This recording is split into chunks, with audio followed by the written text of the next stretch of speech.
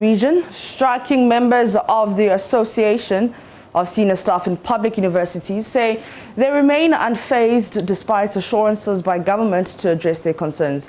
Ministers of Labour, Employment, Education and Fair Wages and Salary Commission representing the government met leadership of the association with a promise to further negotiate with the group. But leadership of the association insists this cannot compel them to rescind their decision. Himantara has more in the following report. Senior staff, senior staff, senior staff.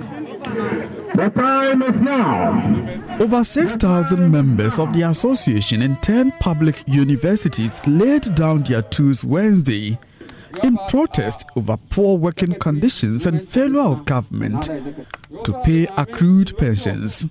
But despite government's assurance of further negotiations after a meeting on Wednesday, the association insists it will remain on strike. George Anson is president of the KNUST branch. We were invited to meet the Minister of Education on Tuesday. And then the next day we met the Minister of Education, Labour, G-Tech Director, representative from Controller Accountant General. But the discussion doesn't necessitate us to call off the strike. So the strike is still on until our demands are met. Meanwhile, the association has been compelling its members to comply with the strike. A task force formed to enforce compliance has been moving from office to office. Majority of members were found to have vacated their post. However, some recalcitrant members who were found on duty in defiance of the strike were sent packing by the task force. We are all doing it to benefit all of us. And you, the one we are fighting on our behalf, you are sitting here working. So you are betraying us. George Anson is happy at the level of compliance. I must give my members about 99.8%. But there are just some few of them who maybe I don't know whether they didn't hear of the strike or something. And because of that, we are doing a mop-up to go around, to drive all of them.